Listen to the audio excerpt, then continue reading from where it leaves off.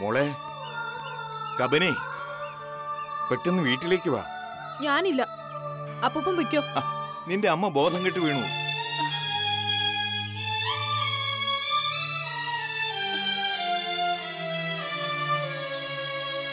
എന്താ അപ്പൂപ്പ? അറിയാം മോളെ, നീ ഒന്ന് വാ.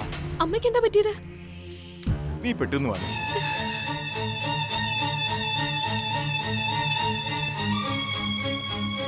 അപ്പൂപ്പ വന്നേ.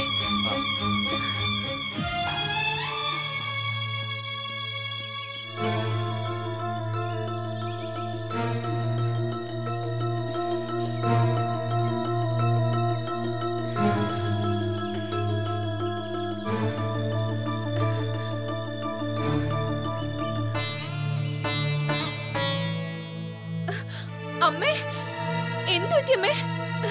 അമ്മേ, എന്നാലും എന്റെ കവിനി മോളെ, നിന്നെ കുറിച്ച് ഞങ്ങൾ ഇത്രയും പ്രതീക്ഷിച്ചില്ല. രാധിക നിന്നെ എങ്ങനെയാ നോക്കിയത്? എന്നിട്ട് നീ ചതിച്ചു കളഞ്ഞല്ലോ. നിങ്ങൾ എന്തായി പറയുന്നേ? അമ്മ എന്താ? ഓ, കൂട്ടുകാരെ പറഞ്ഞയച്ച് വിവാഹം മുടക്കിച്ചിട്ട് ഒന്നും അറിയാത്തതുപോലെ ചോദിക്കുന്നത് കേട്ടോ. അമ്മേ, ഞാനൊന്നും ചെയ്തിട്ടില്ല. എന്റെ മോളെ, അച്ഛനില്ലാത്ത നിന്നെ കഷ്ടപ്പെട്ട് വളർത്തുന്നവളാ. കൊല്ലാക്കൊല ചെയ്യല്ലേ. ആ മതി. ഒക്കെ അമ്മയും മോളും കൂടെ പരിഹരിച്ചോളൂ. നിങ്ങൾ വേഗം പോകാൻ നോക്ക്.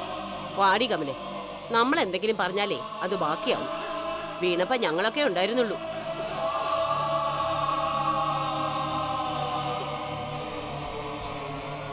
എന്താ അമ്മ ഇതൊക്കെ? എന്റെ കൂട്ടുകാരോ? ആര്? നീ എന്റെ മുന്നിൽ അഭിനയിക്കണ്ട. പത്മിനിയും ഗണേശനും അവിടെ ചെന്നത് അയാളെ ഭീഷണിപ്പെടുത്തിയ എനിക്ക് ഫോൺ ചെയ്യിച്ചത്. അവരെങ്ങനെ ചെയ്യില്ല. സത്യമാണ് മോളെ. നിന്നെ ഇഷ്ടമായില്ല എന്ന് അയാളെ കൊണ്ട് പറയിച്ചു. കുറച്ചു കഴിഞ്ഞപ്പോ അമ്മ അയാളെ വീണ്ടും വിളിച്ചു.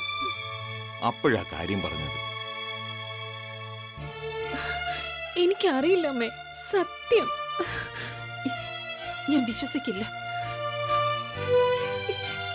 ഈ വീഴ്ചയിൽ എന്റെ ജീവൻ പോയാൽ മതിയായിരുന്നു. ഞാൻ എന്തിനെങ്ങനെ ജീവിക്കുന്നത്? അമ്മേ, ജീവിതത്തിൽ ആകെ ഒരു സന്തോഷം നീയായിരുന്നു.